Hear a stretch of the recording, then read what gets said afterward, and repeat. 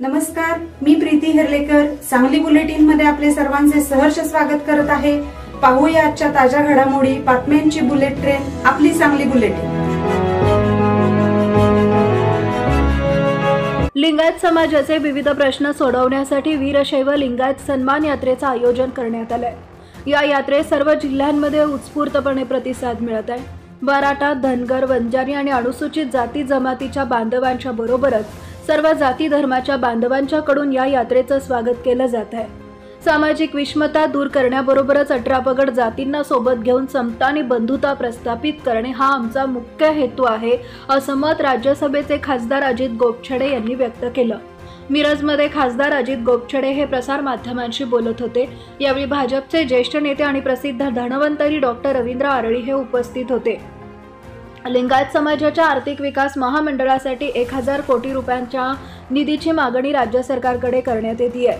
तसेच लिंगायत समाजाच्या विद्यार्थ्यांच्यासाठी निवासी वसतिगृह तयार करण्यात यावीत। लिंगायत समाजात अनेक पोटजाती असल्या तरी सर्वांना सरसकट ओबीसीचं आरक्षण मिळावं। तसेच मंगळवेढ्यासारख्या अनेक ठिकाणी लिंगायत समाजाच्या जागांच्यावर अन्य लोकांनी अतिक्रमण केलंय, ते अतिक्रमण काढून लिंगायत समाजाकडे त्या जागा देण्यात याव्यात, अशा लिंगायत समाजाच्या मागण्या आहेत, असं सांगून खासदार अजित गोपछडे पुढे म्हणाले। 1982 साली महाराष्ट्रात लिंगायत समाजाचे 22 आमदार होते।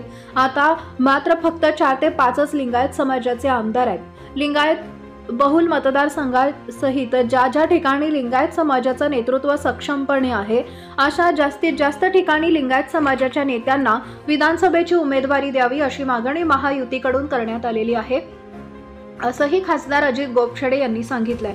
तसेच मराठा समाजाला आरक्षण मिळावं या भूमिकेचे आम्ही आहोत, मात्र ओबीसी आरक्षणाला कोणत्याही प्रकारचा धक्का न लावता मराठा समाजाला आरक्षण देण्यात यावं, असंही खासदार अजित गोपछडे यांनी सांगितलंय।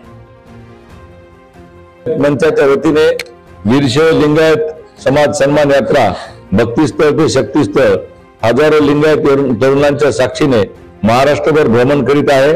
ही नांदेड, लातूर, धाराशिव, सोलापूर, सांगली, सातारा, मिरज, कोल्हापूर या सगळ्या जिल्ह्यातून पुणे, पिंपरी चिंचवड, छत्रपती संभाजीनगर, नवी मुंबई असं करीत ही यात्रा मंगळवेढ्यामध्ये जात आहे।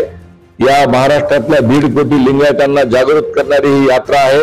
या यात्रेमध्ये सर्व समाज घटकांना एकत्र करून, सगळ्या पोटजातींना एकत्र करून सगळा समाज एकवटलेला आहे आणि याचा समारोप मंगळवेढा येथे होणार असून समाजाच्या विविध मागण्या आम्ही त्या ठिकाणी करणार असल्यामुळे महाराष्ट्रातल्या विविध जाती धर्मांनी पण विविध समाजातील लोकांनी आम्हाला आशीर्वाद दिलेला आहे।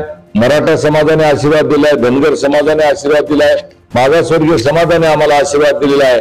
त्यामुळे या सगळ्या समाज बांधवांचे आपल्या माध्यमातून मी आभार व्यक्त करतो। मंगळवेढ्याच्या जाहीर सभेमध्ये विराट लिंगायत समाजाचं दर्शन होणार आहे।